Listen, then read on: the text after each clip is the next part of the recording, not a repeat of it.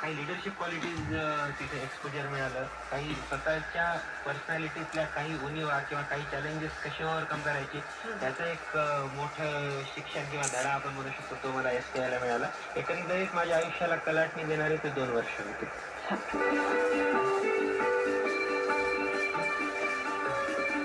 साधारणतः इंजिनिअरिंग नंतर किंवा कुठलीही पदवी प्राप्त केल्यानंतर आपल्या मुलाने करिअरकडे वळावं किंवा नोकरीमध्ये स्थित व्हावं असं साधारणतः सर्वच पालकांना वाटत असतं आणि तुम्ही तर इंजिनिअरिंग नंतर स्पर्धा परीक्षेला सामोरं जायचं ठरवलं. तर या स्पर्धा परीक्षांना सामोरं जात असताना तुमच्या या निर्णयात तुम्हाला तुमच्या घरच्यांचा पाठिंबा कशा प्रकारे प्राप्त झाला? शिक्षण एका बाजूला, घरच्यांचा पाठिंबा एका बाजूला. पण या दोन्ही गोष्टींमध्ये घरच्यांचा पाठिंबा हा कितीतरी जास्त महत्त्वाचा आहे. त्याच्याशिवाय प्रिपरेशन होऊच शकत नाही. घरच्यांचा पाठिंबा म्हणजे नेहमी एक त्यांनी मोटिवेट केलं कंटिन्युअसली. जेव्हा अनेक अपयश येत होते त्यावेळेस मी कुठेतरी लो फील करायचो. त्यावेळेस त्यांनी माझ्या पाठीशी भक्कमपणे उभे राहिले की तू कर. आणि प्रेशर नव्हतं की तू ही पोस्ट तुला मिळालीच पाहिजे.